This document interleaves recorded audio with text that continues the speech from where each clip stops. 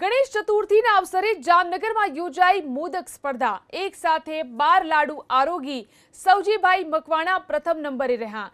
પાછલા 15 વર્ષથી બ્રહ્મ સોશિયલ ગ્રુપ દ્વારા ગણેશ ચતુર્થી પર ઓપન સૌરાષ્ટ્ર મોદક સ્પર્ધાનું આયોજન કરવામાં આવે છે। પુરુષો, મહિલાઓ અને બાળકો એમ 3 કેટેગરીમાં આ સ્પર્ધા યોજવામાં આવી, જેમાં સૌજીભાઈ મકવાણા 100 ગ્રામ વજનના એક એવા 12 લાડુ ઝાપટી ગયા। મોદક સ્પર્ધામાં બાજી મારી લીધી। મહિલાઓની સ્પર્ધામાં પદ્મિની ગજેરા 9 લાડુ સાથે નંબર 1 પર રહ્યા, તો બાળકોની સ્પર્ધામાં આરુષ ઠાકર નામના બાળકે સૌથી વધુ 5 લાડુ આરોગ્યા।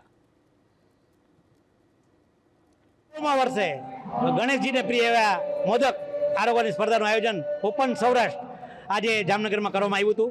ટોટલ 49 સ્પર્ધકોએ ભાગ લીધો, જેમાં 33 ભાઈઓ, 10 બાળકો અને 6 બહેનોએ સ્પર્ધામાં ભાગ લઈ અને આ સ્પર્ધાને સફળ બનાવી હતી। 100 ગ્રામનો લાડુ દાળ સાથે પીરસવામાં આવ્યો હતો અને આ લાડુની વિશેષતા જોઈએ તો સૂકા મેવાથી ભરપૂર અને ચોખા ઘીથી ભરપૂર આ લાડુ દાળ સાથે પીરસવામાં આવ્યો હતો। આ સ્પર્ધાનો મુખ્ય હેતુ લોકો જંક ફૂડ તરફથી પરંપરાગત ફૂડ આપણું જે છે ચોખ્ખું ઘી લાડુ એના તરફ વળે અને બાળકો ખાસ કરીને જે અત્યારે ખૂબ જ જંક ફૂડ ખાઈ રહ્યા છે તેઓ લાડુ તરફ વળે એવો અમારો નાનકડો પ્રયત્ન